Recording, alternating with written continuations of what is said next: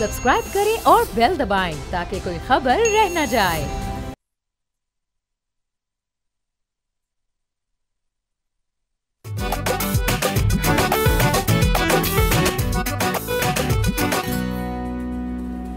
अस्सलाम वालेकुम, बोलो जनाब में बहुत बहुत खुश आमदीद। मैं हूं असद निज़ामी, मेरे साथ हैं अली आफ्ताब। नाज़रीन, अपने शो पे हमने कई दफ़ा बात की है कि फार्मास्यूटिकल इंडस्ट्री जो है, जो दवाइयों को देखती है, अद्वियात सबकी एक ज़रूरत है, उसके बड़े मसाइल होते हैं। प्राइसिंग के मसले हैं, अवेलेबिलिटी के मसले हैं, उसके अलावा कंज्यूमर ख़ुद जो है कितना परेशान होता है, कितनी अंडरस्टैंडिंग है कंज्यूमर की। अली और मैं तो बात करते रहते हैं, लेकिन आज हमने सोचा हम पूरा शो करें एक एक्सपर्ट के साथ जो इसके अंदर मेरे ख्याल में इतनी नॉलेज रखते हैं कि हम आज के शो में एक भी कर लें तो पूरी नहीं होगी, लेकिन कोशिश करेंगे जितनी चीज़ें कवर हो जाएं वो कर लें। हमें ज्वाइन किया मियां खालिद मिसबा साहब ने, चेयरमैन है पाकिस्तान फार्मा मैन्युफैक्चरर एसोसिएशन के। ये इदारा जो है 1961 से मौजूद है, 250 इसके मेंबर हैं और तमाम तर चीज़ें जो फार्मास्यूटिकल इंडस्ट्री से मुतलका हैं, मुंसलिक हैं, उनके बारे में आज बात करेंगे। सर शुरू करते हैं सबसे पहले बहुत बहुत शुक्रिया आपका आने का, टाइम निकालने का। सर शुरू करते हैं सबसे पहले इस एक हम ऑफ द स्क्रीन भी बात कर रहे थे लीगैलिटी का, यानी कि आपके इशू, उसके बाद कंज्यूमर के ऊपर आते हैं और उसके बाद ड्रग रेगुलेशन पे भी आते हैं और चीज़। लेकिन आपको एज मैन्युफैक्चरर्स जो इशू आते हैं, हम ऑफ द सेट बात कर रहे थे, जो मैं चाहूँगा यहाँ भी बात हुई कि इसकी लीगैलिटी जो है कि आपको कोई किसी किस्म की चीज़ के अंदर जब आपकी दवाई की कोई मिस प्रिंटिंग हो जाए, कोई और चीज़ हो जाए, तो ये हमें नहीं पता था कि उसके ऊपर आप लोगों को बहुत जगह जाना पड़ता है और बड़ी चीज़ें करनी पड़ती हैं उस चीज़ को रिजॉल्व करने के लिए। उसका हमें बैकग्राउंड बताएं, फिर और डिस्कशन करते हैं। Thank you Asad ji and Ali ji for ये मौका देने का। जी देखें, सबसे जी इसमें अहम बात यह है कि जो दवाइयों की रेगुलेशन है हमारी 1976 की, जो ड्रग एक्ट है हमारा 1976 का है, तो हाफ सेंचुरी हो गई है। मेरी उम्र भी तकरीबन उतनी है, मेरी 1977 की पैदाइश है। तो जब से मैं पैदा हुआ हूँ ड्रग एक्ट चेंज नहीं हुआ, कोई उसमें मेजर तब्दीली या अपग्रेडेशन नहीं की गई। दुनिया में की जाती हैं, हमारे में भी लॉस की जाती हैं, लेकिन हमारा आपको पता है कलमिया ही कहले हैं पाकिस्तान का कि चीज़ तब की जाती है जब पानी सर से गुजर गया होता है। तो इसमें तो पानी कई दफ़ा सर से गुजर गया है, तो होपफुली कोई ना कोई बेहतरी आएगी। लेकिन मसला जो आपने जिक्र किया जिसका और जिसकी हम बात पहले कर रहे थे, वो ये है कि अनफॉर्चुनेटली पाकिस्तान में जो कानून है 1976 का, उसके तहत जो कवानीन की खिलाफ वर्जी है, चाहे वो छोटी हो चाहे बड़ी हो, चाहे वो खुदा न ख्वास्ता उसका जान से ताल्लुक हो या बिल्कुल कोई ताल्लुक ना भी हो, वो सारे के सारे एक ही तरीके से ट्रीट की जाती हैं कि उनको आप ड्रग कोर्ट की तरफ रेफ़र कर दिए जाएँ, जो ड्रग एक्ट के तहत बनाए गए हैं।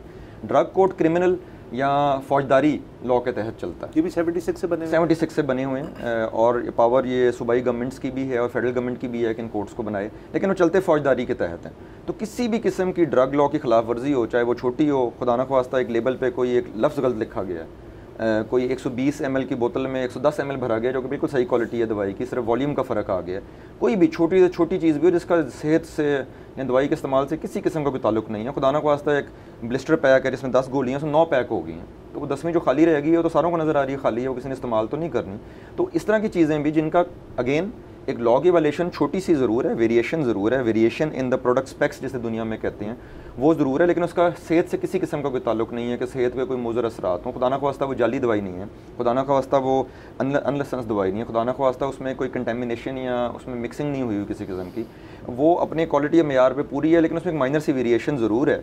तो उसमें भी वो ड्रग कोर्ट को रेफ़र कर दिया जाता है, विच मीन्स आप फौजदारी मुकदमे भुगतते हैं सारी उम्र। अब लेट से कोई दवाई मुल्तान में ड्रग कोर्ट को रेफ़र हो गई है और वो कंपनी बैठी हुई है पेशावर या कराची या लाहौर, तो उसको हर दफ़ा हर तारीख पे मुल्तान जाना पड़ेगा क्योंकि वो अंडर द फौजदारी लॉ क्रिमिनल जुरिस्प्रूडेंस में होना है। अब दुनिया में ये नहीं होता। दुनिया में नेचर ऑफ वायलेशन देखते हुए, अगर वो जाली दवाई है, अगर वो स्मगल्ड दवाई है, अगर वो लाइसेंस के बगैर बनाई गई है, तो ज़ाहिर बात है ये क्रिमिनल चीज़ें हैं इन द सेंस कि जो कर रहा है उसको पता है कि वो कानून तोड़ के कर रहा है। उसके मुकाबले में है मैन्युफैक्चरर जो लाइसेंस लेके पूरे प्रोटोकॉल पूरे करके साल की मेहनत करके कई करोड़ों अरबों की इन्वेस्टमेंट्स करके बैठे हैं, वो तो जो काम कर रहे हैं वो जेन्युइन मैन्युफैक्चरर्स का कर रहे हैं। और पूरी दुनिया में इस इंडस्ट्री में भी बाकी इंडस्ट्रीज़ जो इससे एलाइड हैं, लाइक फूड इंडस्ट्री हैं, दूसरी इंडस्ट्रीज़ हैं, ऐसी चीज़ें हो जाती हैं कि क्वालिटी में वेरिएशन आती है, नुकसानदेह नहीं होती। उसमें क्या किया जाता है, दुनिया में कहते हैं आप इस दवाई को वापस मंगा लें, आप असेस करेंगे इसमें प्रॉब्लम क्या डिस्ट्रीब्यूशन के वक्त आई है, मैन्युफैक्चरिंग के वक्त आई है, ताकि आइंदा ना आए। आप कहेंगे जी कि इस दवाई के ऊपर आपको वार्निंग दी जाएगी या आपकी फैक्ट्री की इंस्पेक्शन की जाएगी कि ये गलती क्यों की गई है। वो ड्रग कोर्ट नहीं भेज देते या कोर्टों में नहीं घसीटते, वो कहते हैं इसको ठीक करें ताकि आइंदा ना हो। और ये एक बहुत बड़ी हम हमेशा गवर्नमेंट को कह रहे हैं कि ये बहुत बड़ी सज़ा होती है किसी कंपनी के लिए कि उसको अपनी लाखों की दवाई वापस मंगानी पड़े। ना सिर्फ पैसों का नुकसान है बल्कि इसमें आपकी रिप्यूट का नुकसान भी है। अगर कोई बड़ी कंपनी है, उसका बड़ा ब्रांड है, जिस तरह ये हमारे बेवरेजेस हैं और चीज़ें, अगर किसी को मंगाना पड़ गया और ख़बर फैले तो कंपनी की बदनामी है। सारी बात है कि जी उसने उसकी कोई एक आइटम भी चाहे छोटी वजह से वापस मंगाना पड़ा है तो आइंदा कोशिश करेगा ना करे। उसके मुकाबले में यहाँ पर साल साल आप कोर्टों में घसीटते रहते हो, जिसमें इस चीज़ पर जोर नहीं होता कि आइंदा चीज़ ना हो, इस चीज़ पर जोर होता है कि सज़ा दे दी जाए किसी तरह इनको। क्योंकि एक मैं छोटी सी बात इसमें ऐड करूँगा, पाकिस्तान में ऐसे केसेस को आम जो टेक्निकल ज़बान है हमारी उसमें सब स्टैंडर्ड ड्रग कहा जाता है। दुनिया में ये वर्ड यूज़ नहीं होता, दुनिया में काफ़ी ये सालों से इसको आउट ऑफ स्पेक, यानी कि अपनी स्पेक्स इसने पूरी नहीं की। हमारा मसला ये है कि वो सब स्टैंडर्ड वर्ड को जब उर्दू में ट्रांसलेट करते हैं मीडिया वाले भी, आप लोग भी, तो वो गैर मेयारी ये दवाई लिखा जाता है। अब वो उसका मेयार का ताल्लुक उसकी सेहत वाले मेयार से नहीं है। मेयार का मतलब एक्चुअली ये इधर होना चाहिए कि वो आपने लिखा हुआ है ये 1 2 3 4 5 6 7 ये इसके पैरामीटर है, उसका वजन इतना है दवाई का, उसका कलर इतना है दवाई का, उसका डायमीटर ये है टैबलेट का, उसका वॉल्यूम ये है, उसमें से कोई एक चीज़ ऊपर नीचे हुई है, उसका सेहत से ताल्लुक नहीं है। तो अब इसके ऊपर हम बैठे हुए हैं 1976 से और हमारी कोशिश चल रही है, मेरी नहीं यानी कि पूरी इंडस्ट्री की, पूरे सेक्टर की, कि पिछले काफ़ी सालों से हम गवर्नमेंट पिछली से भी इंगेज थे, उससे पिछली से भी इंगेज थे, और हमारी कोशिश है कि गवर्नमेंट दुनिया के मुताबिक इसमें चले और ड्रग लॉ में वो तरमीम करे जिसकी ज़रूरत इस वक्त फौरी तौर पर है। बिल्कुल ठीक है। यहाँ पर एक बात करनी बहुत ज़रूरी है और वो ये कि आज से कुछ माह पहले हमने खालिद साहब को तकलीफ़ दी थी इसी शो पर, और उन दिनों में पाकिस्तान में बहुत सी दवाइयाँ थी जिनकी किल्लत थी, और उसकी वजह ये थी कि यहाँ पर उनकी प्राइसिंग पर इशू चल रहा था। सरकार जो है उनकी प्राइसिंग अपडेट नहीं कर रही थी।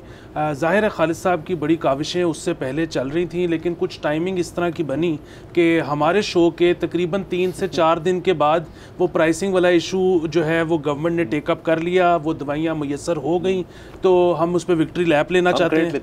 बिल्कुल। और आज हमने दोबारा तकलीफ़ इसीलिए दी कि हम आज एक इस नए इशू के ऊपर बात करें कि अब सबसे पहली चीज़ आपने कहा कि ड्रग कोर्ट्स, सो यहाँ पर मुख्तलिफ़ किस्म की जो अदालतें बनाने का बहुत शौक़ है कि डेफेमेशन कोर्ट अलहदा है, ड्रग कोर्ट अलहदा है, हर किस्म की कोर्ट है।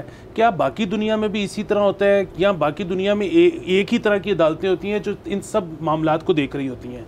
इसमें सानवी सवाल ये है कि हमारी जो ड्रग कोर्ट्स हैं उनके जो जजेस हैं वो क्या इस फील्ड में बहुत महारत रखते हैं?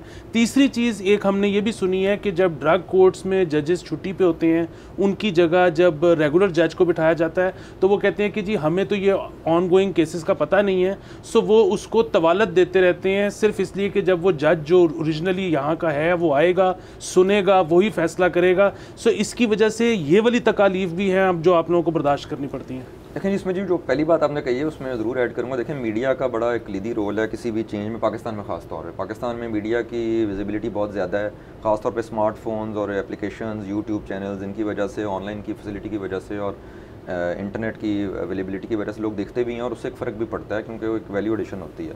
तो हम तो कहते हैं जी काम हो जाए, मीडिया को भी हम गोल्ड मेडल बनाएंगे, काम होना चाहिए क्योंकि उसमें मुल्क की भी बेहतरी भी है, इंडस्ट्री की बेहतरी भी है, लेकिन वो आप लोगों की सपोर्ट बहुत ज़रूरी है। ये तो गोज़ विदाउट सेइंग कि it's very much there, needs to be there. और इसमें ये ऐसे प्रोग्राम्स अच्छे होते हैं इन द सेंस कि आप डिटेल में एक चीज़ को डिस्कस करते हैं। देखें ये नहीं कहना चाहिए कि जी बिज़नेस को सिर्फ फ़ायदा हो जाएगा हम ये चीज़ कर दें, एक्चुअली देखना चाहिए कि उसमें आवाम का, गवर्नमेंट का, बिज़नेस का सारे एक होलिस्टिक देखना चाहिए और उसमें वो चीज़ की जाए जिसमें हर एक को कुछ ना कुछ बेहतरी आ रही हो। लेकिन खुदा न ख्वास्ता ये नहीं समझना चाहिए कि जैसे फार्मा इंडस्ट्री है या कोई बिज़नेस है तो वो जैसे कोई मुजरिम है और बाकी सारे जैसे फरिश्ते हैं, एक पूरे तरीके से देखनी चाहिए। तो उसके मद्देनज़र रखते हुए जो आपने ड्रग कोर्ट्स की बात की है, पाकिस्तान दुनिया का वाहिद मुल्क है जहाँ स्पेशलाइज्ड ड्रग कोर्ट एग्जिस्ट करते हैं। लेकिन जिस तरह आपने पहले कहा कि पाकिस्तान में anti terrorism court, anti counterfeiting courts, anti corruption courts, defamation courts, बहुत किस्म के कोर्ट्स एग्जिस्ट करते हैं। चलें खैर, लॉ में लिखा हुआ है, आपने एग्जिस्ट कर दिया।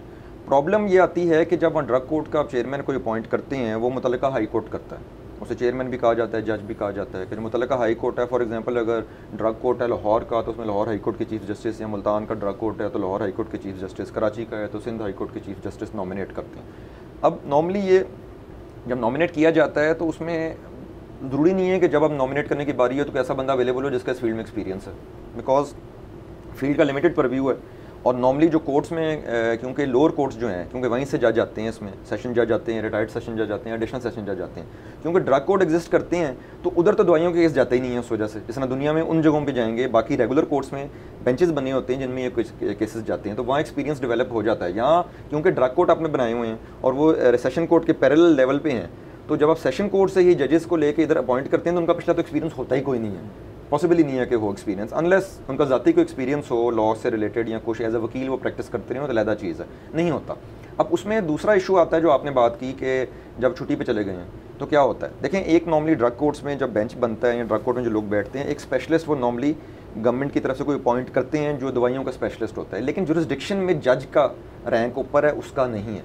तो होता ये है कि जजेस का अनफॉर्चुनेटली ये आउट ऑफ स्पेक और इस तरह के स्मॉलर केसेस पे इतना टाइम लग जाता है कि जो एक्चुअल केसेस है जो उनको देखने चाहिए, जिस तरह के जाली अद्वियात के हैं, जिस तरह के स्मगल्ड अद्वियात के हैं, जिस तरह लाइसेंस और रजिस्ट्रेशन के बगैर वाली अद्वियात के हैं, जिस तरह कोई खुदा न खास्ता अडल्ट्रेटेड या कंटेमिनेटेड दवाइयों के हैं जिनके जानलेवा पे असरात भी हैं और ये नहीं पता दवाई कहाँ से आ रही है, कहाँ जा रही है, और आवाम को धोखा भी दिया जा रहा है और आवाम की सेहत के साथ और जान के साथ भी खेला जा रहा है, उन पर उनका टाइम फिर कम लगता है। और फिर क्योंकि इन कोर्ट्स में फिर आगे प्रोग्रेस का कोई तरीक़ेकार नहीं होता। एक जज अगर यहाँ के लग गया तो उसको नज़र नहीं आता यार इसके बाद मेरी प्रमोशन हाई कोर्ट होगी नहीं होगी। रेगुलर सेशन कोर्ट से प्रमोशंस की और चीज़ों की और गवर्नमेंट के साथ इंटरेक्शन की और दूसरी जिम्मेदारियाँ मिलने के चांसेस ज़्यादा होते हैं, तो वो कोई इतनी उस तरह की पोस्ट नहीं समझी जाती कि ये बड़ी अच्छी पोस्ट है तो ये मैं ले लूँगा और मैं अच्छे तरीके से यहाँ काम करूँगा तो मेरी कोई पजीराई भी होगी और होगी। तो वो आमतौर पर इधर फिर प्रॉब्लम्स होती हैं और केसेस जो सीरियस नौयत के होते हैं जिनको जल्दी ख़त्म होना चाहिए वो पीछे रह जाते हैं और टाइम भी ज़ाया होता है, हमारा भी होता है और लोग भी अनफॉर्चुनेटली फंसे रहते हैं। जिनको सही सज़ा होनी चाहिए वो गवर्नमेंट भी बेचारी चक्कर मारती रहती है, गवर्नमेंट के लोग भी चक्कर मारते रहते हैं कि वो सीरियस केसेस जल्दी अपने मंतकी अंजाम तक पहुँचें, जाली अद्वियात और इस तरह के, लेकिन वो आमतौर पर फिर ऐसा कई दफ़ा नहीं होता जी। सर इस पर मेरा एक सवाल कि हमें एक जैसे आपने कहा कि हमें जिस पे कोर्ट बनाने की इजाज़त है, हमें एक और बड़ी आदत है कि हम एक पर्टिकुलर फील्ड के ऊपर कोई इदारा उसको रेगुलेट कर रहा होता है तो हमारा दिल होता है कि उसके अंदर भी कमेटियाँ बना दें, मज़ीद उसके ऊपर 10 और चीज़ें रख दें। तो ये तो ड्रैप जैसे है, ड्रग रेगुलेटरी अथॉरिटी जो हमारी है, क्या ये कोर्ट्स जो है ये उनके पैरेलल चलती हैं, उनके अबाव हैं, उनके नीचे, यानी कि या तो कोर्ट सिस्टम हो या फिर ड्रैप हो? तो ये ऐसे क्यों नहीं है कि ड्रैप ने कभी ये टेकअप किया हो जी कि हम कर लेते हैं ये काम आपके लिए, किसी वो ज़रा ईजी भी होगा क्योंकि ज़ाहिर है एक जज के सामने पेश होना और किसी फ़र्ज़ करें ब्यूरोक्रेसी का बंदा है या कोई आपकी इंडस्ट्री का शायद बंदा और ड्रैप में, उससे बात करके समझाना ज़्यादा आसान होगा। तो ऐसा क्यों नहीं हुआ कि डबल क्यों कर रहे हैं इसमें जी? एक तो हमारे मुल्क में अनफॉर्चुनेटली पैरेलल जुरिस्डिक्शंस काफ़ी एग्जिस्ट करती हैं कि वो एक इदारे और बना दिए जाते हैं जो सेम चीज़ पहले भी कोई कर रहा होता है उसी में। ड्रैप ये नहीं कर सकता, ड्रैप आपको नहीं बुला सकता। नहीं, ड्रैप लेकिन शो कॉज करते हैं, क्वालिटी कंट्रोल बोर्ड हैं, सूबाई भी हैं, ड्रैप के भी हैं, वो आपको बुलाते ज़रूर हैं और आपको कहते हैं जी अपनी आप डिफेंस में पेश करें कि ये चीज़ अगर हुई है तो क्यों हुई है। उसके बाद उनकी डिस्क्रेशन है, उनकी मर्ज़ी है, वो हो सकता है साइंटिफिकली आप प्रूव भी कर देंगे चीज़ वन टाइम हुई है आइंदा नहीं होगी। देखें लॉ के मुताबिक तो ये अगर आप जिस तरह स्ट्रिक्टली चलें तो ड्रैप हो या प्रोविंशियल सूबाई इदारा हो, बोर्ड हो, वो ये कह सकता है कि जी ज़िंदगी में पहली दफ़ा आपकी कंपनी से जिसने 50 साल में कोई गलती नहीं की, एक गलती हो गई है कि उसने 120 ml की जगह 100 ml भर दिया तो मैं आपको ड्रग कोर्ट भेज रहा हूँ।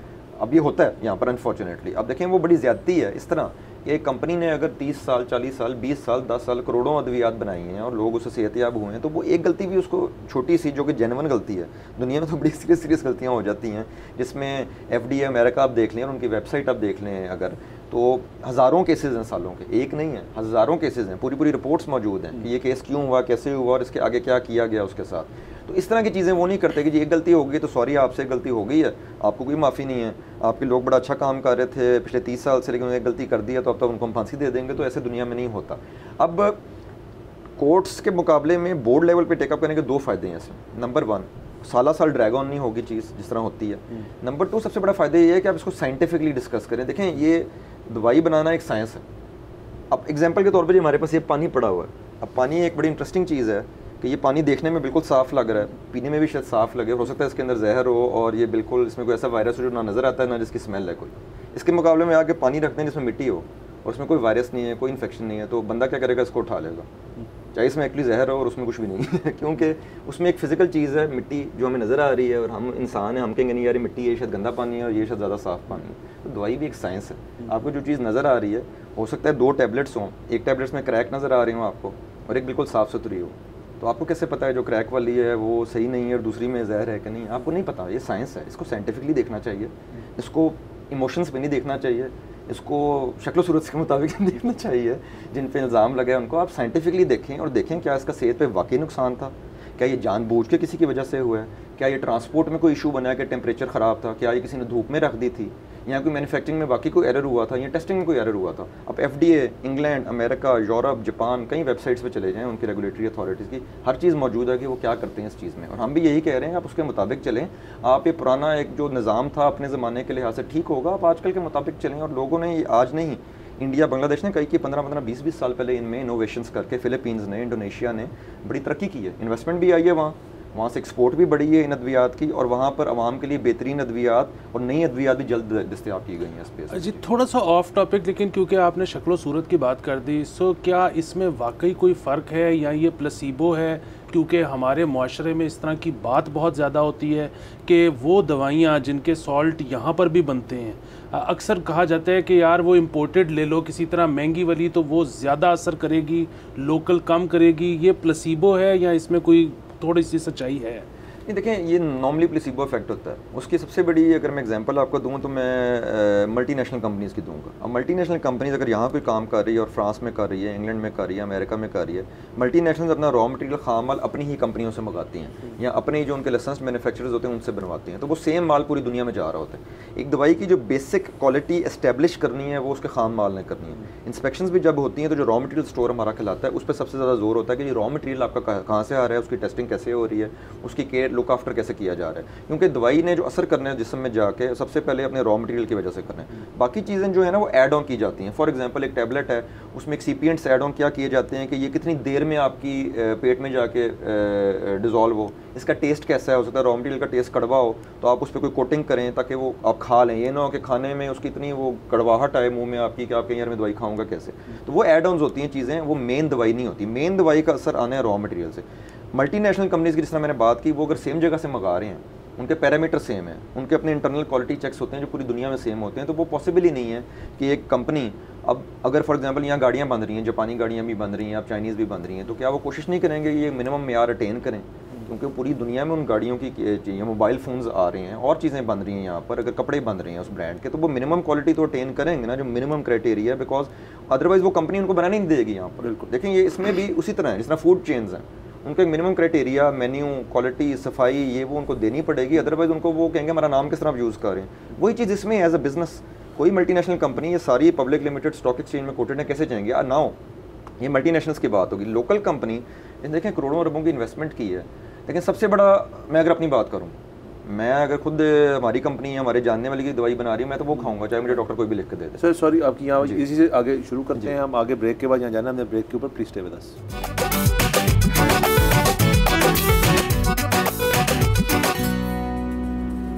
Welcome back from the break. आप देख रहे हैं बोलो जनाब। नाज़िर खालिद मिसबा साहब हमारे साथ मौजूद हैं। ब्रेक से पहले बात हो रही थी, आप डोमेस्टिक अद्वियात की बात कर रहे थे और उनकी क्वालिटी कंट्रोल की एज कम्पेयर टू। उसमें ना एक सबसे बड़ा एग्जांपल या आप कह लें प्रूफ कह लें, एक जो है कि एविडेंस है कि ये वो दवाई ठीक होती है और अच्छी क्वालिटी की होती है।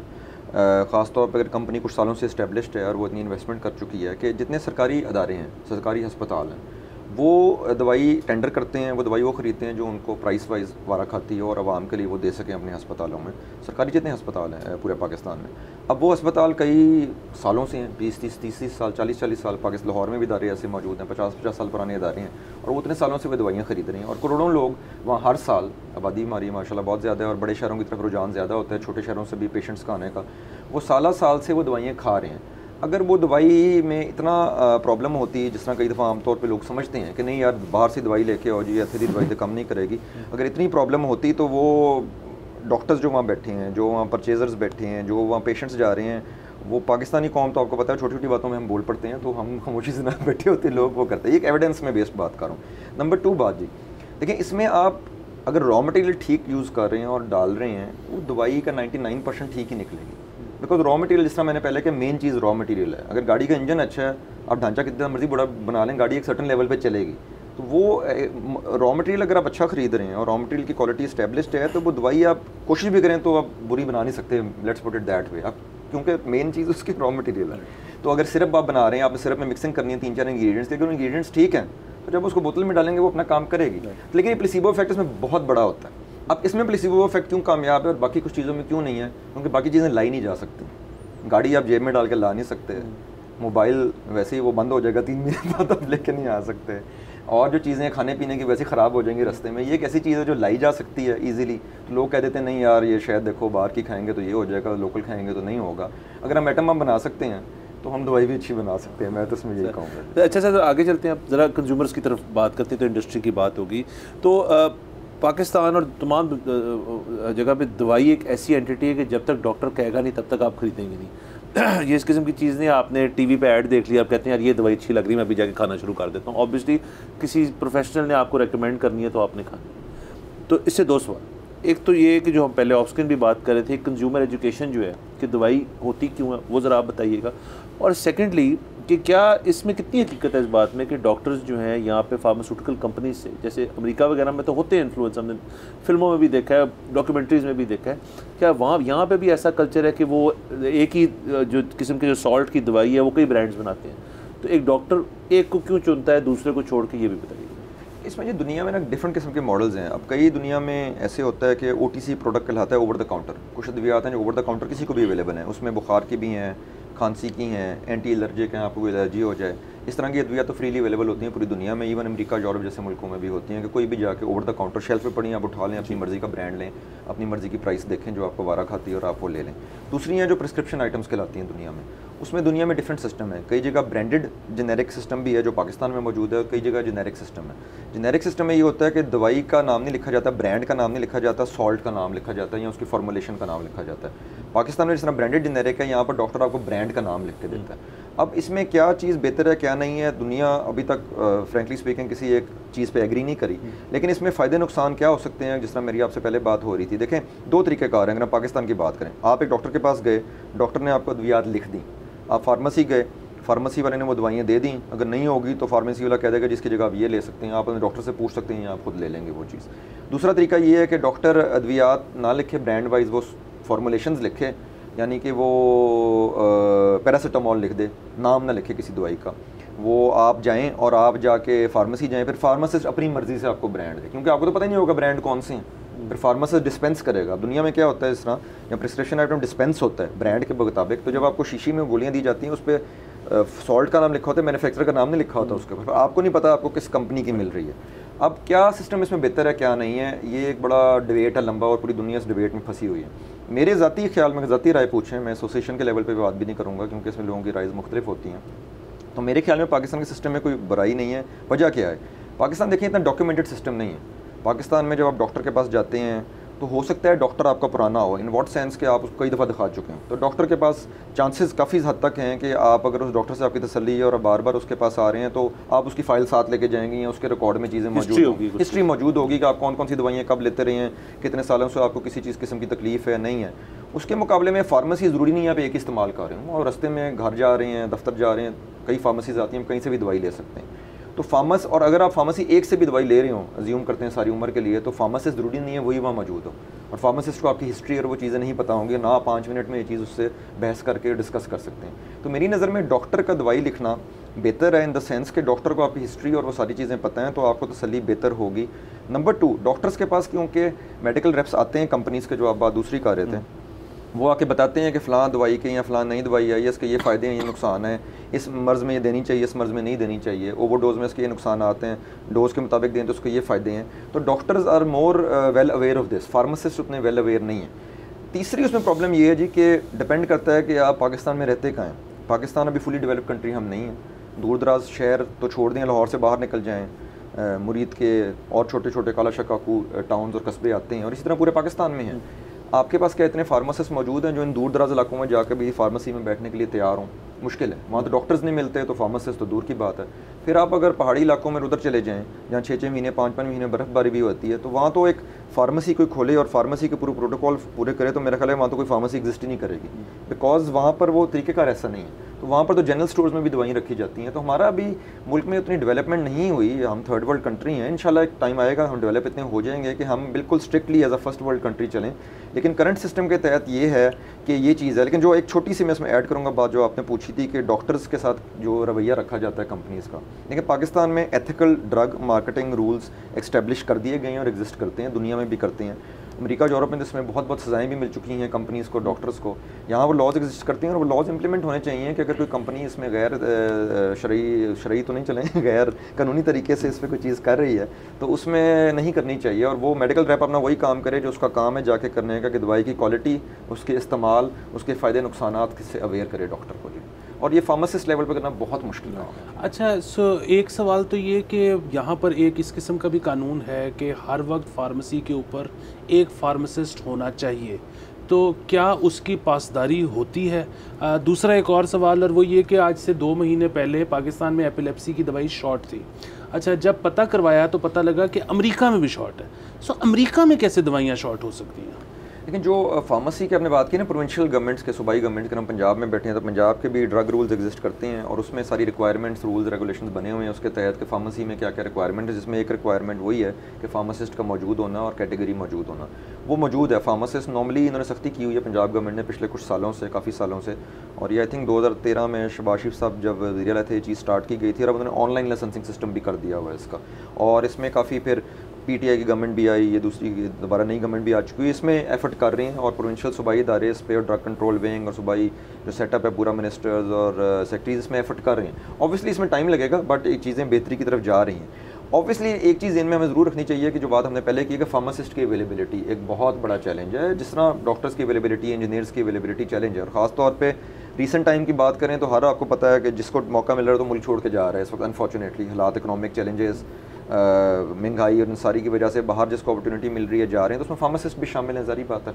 तो ये चीज़ हमें नज़र रखते हुए बट गवर्नमेंट उसकी तरफ जा रही है और बाकी सूबों में भी ऐसी एफर्ट्स हो रही हैं। टाइम लगेगा लेकिन ये रिक्वायरमेंट ज़रूर मौजूद है और वजह उसी की यही है कि अगर कोई पेशेंट आता है या ख़रीदार आता है दवाई का पूछता है तो फार्मासिस्ट थोड़ा ट्रेंड होता है उस चीज़ के ऊपर एक आम दुकानदार के मुकाबले में कि उसको सॉल्ट्स का पता हो। वो आपसे पूछ लेगा यार आपको कोलेस्ट्रॉल तो नहीं है, आपको हाइपरटेंशन तो नहीं है, आपको डायबिटीज़ तो नहीं है कि आप ये दवाई खा रहे हो उसका नुकसान हो सकता है, ज़्यादा ना खाओ, इतनी खाओ। ये चीज़ें अवेयरनेस क्रिएट हो जाती है यहाँ पर। जो दूसरी बात आपने की शॉर्टेज की, जो मिर्गी की अद्वियात की आपने बात की, देखिए पाकिस्तान में तो मिर्गी की अद्वियात की शॉर्टेज की 2 वजूहत हैं। नंबर 1 प्राइसिंग रहती है, ये सारी एसेंशियल ड्रग्स की कैटेगरी में आती हैं और एसेंशियल ड्रग्स की प्राइस की बात करना तो पाकिस्तान में लगता है कानूनन जुर्म है, वैसे ही जो बात करता है उसके पीछे लोग पड़ जाते हैं। लेकिन इसका अवेलेबिलिटी से एक बहुत बड़ा लिंक है।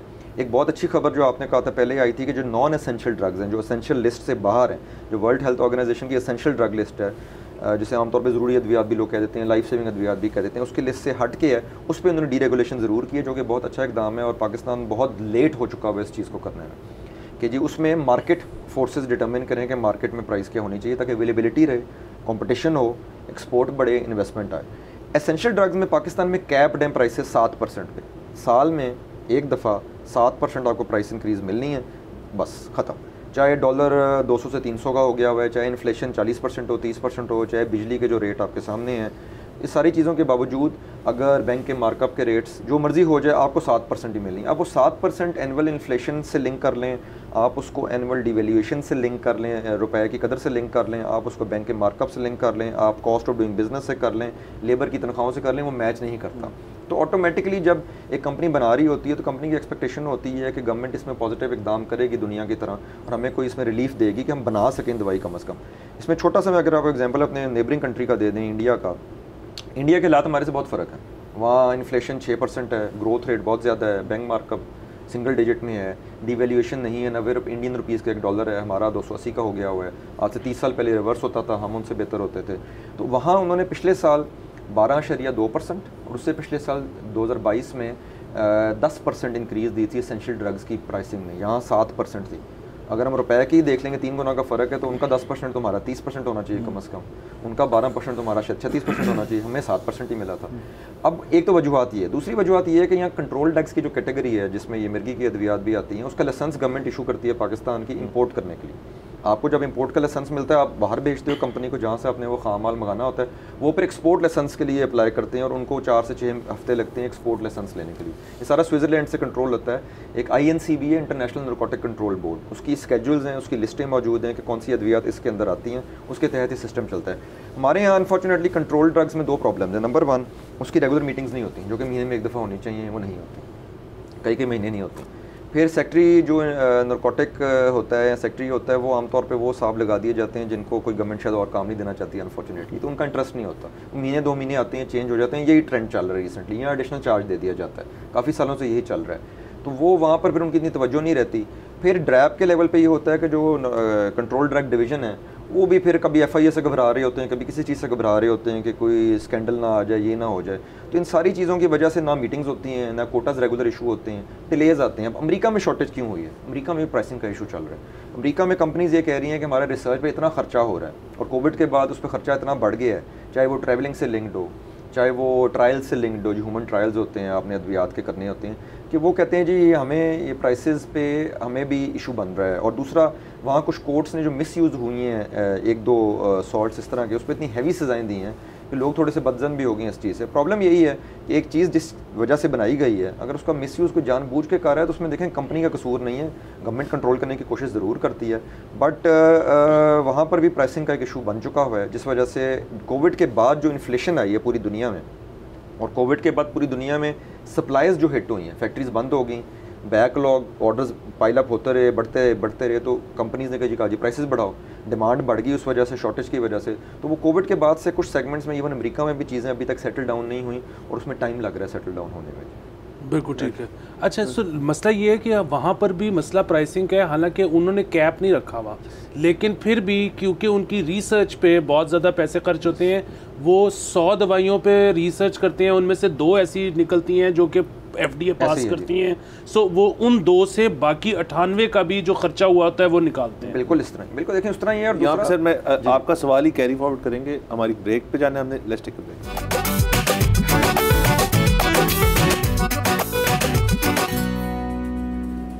Welcome back from the break. आप देख रहे हैं बोलो जनाब। सर आपका एक सवाल था, उधर थोड़ा सा मुख्तसर रिपीट कर दें। वो मुख्तसर यही था कि वहाँ पर हालांकि कैप नहीं है अमेरिका में प्राइसिंग के ऊपर दवाइयों की, लेकिन वहाँ भी शॉर्टेज है, यहाँ पर कैप है और यहाँ भी प्राइसिंग की वजह से ही शॉर्टेज है। So again we don't know कि कौन सा वाला जो रास्ता है वो बेहतर है।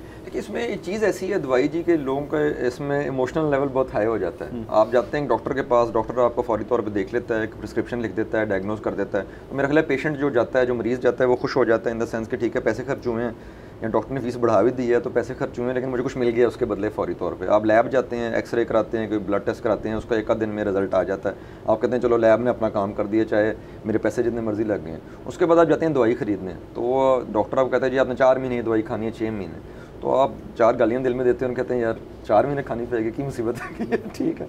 लेकिन लोग ये नहीं सोचते कि जब वो दवाई वो 4 महीने 6 महीने खाते हैं, या खुदा न ख्वास्ता डायबिटीज़ है, या आपको कोई खुदा न ख्वास्ता हार्ट की प्रॉब्लम है, या आपको कोई हाइपरटेंशन है या कोलेस्ट्रॉल है, तो आपने सारी उम्र भी खानी होती है। लेकिन वो ये नहीं सोचते कि अगर मैं ये दवाई नहीं खाऊंगा और मुझे रोज़ हॉस्पिटल जाना होगा तो वो बुरा है कि मैं ये दवाइयाँ खाता हूँ जिनको एक ऑनगोइंग थेरेपी खाता हूँ और मुझे इसमें सपोर्ट मिलती है मेरी बॉडी को, और मैं अपनी डेली एक्टिविटीज़ कर सकता हूँ। अब देखें ना, छोटी सी चीज़ है लेकिन एग्जांपल के तौर पे अगर वो इजाज़त दें तो वसीम अकरम साहब का नाम मैं ले देता हूँ। वो खुद ऐड पे भी आते रहे, कहते रहे कुछ डायबिटीज़ थी, डायबिटीज़ करके वो टॉप लेवल क्रिकेट किस तरह खेलते रहे, रोज़ रोज़ डॉक्टर के पास जाकर नहीं खेलते रहे, वो दवाई इस्तेमाल, इंसुलिन इस्तेमाल करके खेलते रहे। तो ये देखें, ये एग्जाम्पल्स मौजूद है हमारे सामने कि दवाई का फ़ायदा क्या है। दूसरी प्रॉब्लम इसमें मुझे लगता है लोगों की ये आती है कि जब वो दवाई ख़रीदने जाते हैं, कंपेयर टू फॉर एग्जांपल आपने कोई बोतल पी ली है सॉफ्ट ड्रिंक की, या आपने खाना खाया है, वो आप 400, 500, 1000, 2000 जो भी खर्चेंगे आप उसी वक्त कंज्यूम करके उठेंगे, तो आपको एक सेटिस्फेक्शन में भी मिल जाती है, यार मैंने चलो पैसे खर्चे हैं लेकिन मज़ा है ठीक है। इधर दवाई आप खरीदने जाते हैं 1 महीने की खरीदते हैं या 10 दिन की खरीदते हैं, आप एक डब्बी खरीदते हैं जिसके दिन में आपने 1 गोली खानी है, डब्बी है 20 गोलियों की, तो पैसे तो 20 गोलियों के देंगे, खाएंगे अब 1 गोली दिन में, तो आपको लगेगा यार क्या मुसीबत है। आप देखना ये चाहिए कि वो जो आपने दवाई खरीदी है आपने कितने दिन इस्तेमाल करनी है, और आप देखें आपको 1 दिन का खर्चा दवाई पे कितना हो रहा है। लोग पूरे महीने के खरीदते हैं और बिल पूरे महीने का इकट्ठा पे कर देते हैं। अगर आपको जाके 30 दिन का खाना इकट्ठा खरीदना पड़े तो उस बिल का ज़रा हिसाब लगा लें क्या होगा। अब दुनिया में क्या होता है, दुनिया में वो कैलकुलेशंस करते हैं कि पर कैपिटा एक इंसान 1 साल में अद्वियात पे और हेल्थ पे कितना खर्चा करता है अपने मुल्क में। पाकिस्तान हम सबसे लो हैं, हम सबसे नीचे हैं उसमें। यहाँ सबसे सस्ती दवाई अवेलेबल है अभी भी ओवरऑल, हर दवाई की मैं बात नहीं कर रहा, मैं ओवरऑल बात कर रहा हूँ, और यहाँ सबसे सस्ती हेल्थ केयर भी अवेलेबल है। ठीक है, डॉक्टर्स ने बढ़ाई हैं अपनी फीसें, हॉस्पिटल्स ने बढ़ाई हैं, लैब ने बढ़ाई हैं, लेकिन वो खर्चा मजबूरी है, आपकी इन्फ्लेशन, बिजली के बिल, ट्रांसपोर्ट सारी बढ़ गई हैं। मसला सिर्फ ये है कि दवाई एक ऐसी चीज़ आ जाती है जो आपको लॉन्गर टर्म खानी पड़ती है। डॉक्टर आप में 4 महीने में 1 दफ़ा जाएंगे, हॉस्पिटल शायद अल्लाह ना करे किसी को जाना पड़े आप कम जाएंगे, ये आपको खानी पड़ेगी रोज़। तो रोज़ जब आप दवाई खाते हैं तो शायद फिर रोज़ बनाने वालों को गालियाँ भी देते हैं, ये नहीं सोचते कि खाने से मुझे सपोर्ट मिल रही है और मुझे हॉस्पिटल और डॉक्टर पे नहीं जाना चाह रहा है, वो भी सोचना चाहिए थोड़ा सा। ये जो हमारे यहाँ पर हेल्थ कार्ड हुआ था और हेल्थ कार्ड में जो रखी गई थी इसकी लिमिट दवाइयों की, वो सबसे कम थी। लेकिन हेल्थ कार्ड एक अच्छा इनिशिएटिव ज़रूर था, लेकिन उसमें दवाइयों की जिस तरह आपने कहा सिर्फ 6% रखी गई थी। ये पिछली गवर्नमेंट में रखी गई थी हेल्थ कार्ड जब सेहत कार्ड आया था। अब 6% बहुत लो है। फॉर एग्जांपल खुदा ना ख्वास्ता अल्लाह ना करे किसी को अस्पताल जाना पड़े और ऑपरेशन की ज़रूरत हो, वो उसमें कवर्ड था। लेकिन एक बंदा ऐसा जिसने जाना ही नहीं अस्पताल, उसको 2-3 बीमारियाँ लायक हैं, उसने महीने में 20, 30, 40 हज़ार की अगर अद्वियात ख़रीदनी है और उसने हॉस्पिटल नहीं जाना, तो वो 60,000 से ज़्यादा साल में दवाई खरीद ही नहीं सकता, क्योंकि वो बाकी 9,40,000 इस्तेमाल ही नहीं करेगा, हो सकता है उसको ज़रूरत ही ना पड़े। तो इतने दुनिया में 6% खर्चा नहीं होता दवाइयों में पूरे आपके हेल्थ केयर बजट में, वो तकरीबन 20% की रेंज में लोग अलाउ करते हैं। तो ये नई गवर्नमेंट से भी हमारी बात हुई थी, पिछली गवर्नमेंट से भी, कि हमारे रेफरेंस में हमने कहा था कि इसको थोड़ा सा करें, चाहे कोई इस पर तरीके का रख देंगे किस तरह ये रेशो बढ़ेगा, लेकिन 6% तो बहुत लो है। तो होता उसमें क्या था कि जी पिछली गवर्नमेंट में भी, और जब तक सेहत कार्ड रहा था, कि लोगों के ऑपरेशन और अस्पताल के खर्चे पूरे हो जाते थे, लैब के, दवाई जेब से खरीदनी पड़ती थी। तो अगेन गालियाँ दवाई बनाने वाले को पड़ती थी, क्योंकि लगता था कि ये हमारी जेब पे डायरेक्ट प्रेशर है, और वो तो देखें गवर्नमेंट ने कवर कर दिया है। तो बस ये कुछ सूरत हाल ऐसी है कि इनको ना थोड़ा सा देखेंगे दुनिया ने क्या किया है, दुनिया मुश्किलात से गुजरी है, गुजर रही भी है, जिस तरह अमेरिका से भी के बारे में हमारी बात हुई। लेकिन फिर एक तरीका ना, एक इसमें से इमोशन हटा के इसको देखें कि दवाइयों वाले भी एक कारोबार कर रहे हैं, वो अगर सर्वाइव नहीं करेंगे तो दवाई नहीं बनेगी। अगर दवाई लोकल नहीं बनेगी, आपको इंपोर्ट करनी पड़ेगी। अगर आप इंपोर्ट करेंगे, दो सबसे बड़े मसले, एक वो डॉलर से प्राइस लिंक्ड होगी, डॉलर महंगा होगा, दवाई खुद महंगी हो जाएगी। नंबर 2, क्या किसी मुल्क में इतनी दवाई फ्रीली अवेलेबल है कि 24 करोड़ आवाम के लिए वो दवाई आपको उठा के दे दे? ऐसे होता नहीं है नॉर्मली। सर लास्टली हमारा टाइम भी कम है। आप जब लास्ट टाइम आप आए थे इससे लेके अब तक अली ने जैसे काफ़ी चीज़ें चेंज हो गई हैं। एक और मसला था कि जो स्मगल्ड आ रही थी, ब्लैक मार्केट में आ रही थी, ये भी हमने सुना था कि एक्सपायरी डेट्स भी चेंज हो रही हैं दवाइयों की। क्या इस पर गवर्नमेंट ने थोड़ा काबू किया है? तब तो ज़रा पॉलिटिकल सिचुएशन भी डिफरेंट थी, अब 100 दिन हो गए एक नई गवर्नमेंट को। क्या इनका फोकस है कि ये चीज़ें बेहतर होंगी? ये लास्ट बस हमारा एक पॉइंट होगा आपसे। देखिए, इसमें जी प्रोविंशियल गवर्नमेंट में खासतौर पर पंजाब की अगर बात करें, क्योंकि पंजाब में बैठे हुए हैं, तो इस पर बहुत ज़्यादा फोकस है। आपकी जो नई गवर्नमेंट में जो आई थिंक चीफ मिनिस्टर साहिबा का भी इस पर काफ़ी जोर है। हेल्थ मिनिस्टर वही आए हैं इस दफ़ा, जो पिछली नून लीग की गवर्नमेंट में भी थे, तो उनको एक नॉलेज इस चीज़ पे है। हेल्थ सेक्रेटरी भी वो हैं, नीचे ड्रग कंट्रोल विंग में भी काफ़ी लोग पुराने हैं, तो उनको एक्सपीरियंस है इस चीज़ पे, और they know what they are doing. इस लिहाज से वो काफ़ी छापे और FIA के साथ कार्रवाई वगैरह कर रहे हैं, रैप भी कर रही है। मसला सिर्फ यही है जी, देखें ये एक ऑनगोइंग बैटल है, ये कभी ख़त्म नहीं होनी। लेकिन एक हम चीज़ ज़रूर कहते हैं इस लिहाज से कि देखें, कोई दवाई जाली मार्केट में गुंजाइश तभी पैदा होती है जब मार्केट में शॉर्टेज हो, तो उसको ज़्यादा इंसेंटिव मिल जाता है कि यार इस वक्त तो ज़रूर बिक जाएगी, मरीज़ मारे फिरें, जो मिलेगी ले लेंगे, जिस कीमत में मिलेगी ले लेंगे। तो शॉर्टेज को अगर हम कंट्रोल करें और मैक्सिमम अवेलेबिलिटी रखें, पॉलिसीज़ को बेहतर करके, तो जो इंसेंटिव है या जो ख्वाहिश है जाली खुदा ना ख्वास्ता दवाई लाने की, वो ज़रा कम हो जाएगी ना, उस पर कंट्रोल एक ऑटोमेटिक मार्केट लेके आएगी, आप बजाय इदारे करें। कह रहे हैं कि अगर गवर्नमेंट जो है वो आपको सपोर्ट करे, फार्मास्यूटिकल सर बिल्कुल ठीक हो गया, इंडस्ट्री को बड़ी सर मुझे कर सर खाजा बहुत शुक्रिया, फिर से आप आए। बातें इसके अलावा भी बहुत ज़्यादा हैं इस इंडस्ट्री के ऊपर, इंशाल्लाह आपको फिर भी बुलाएंगे। बहुत शुक्रिया आपका देखने का, बहुत शुक्रिया आपसे। इंशाल्लाह फिर मुलाकात होगी, मैं इजाज़त दीजिएगा, खुदा हाफ़िज़।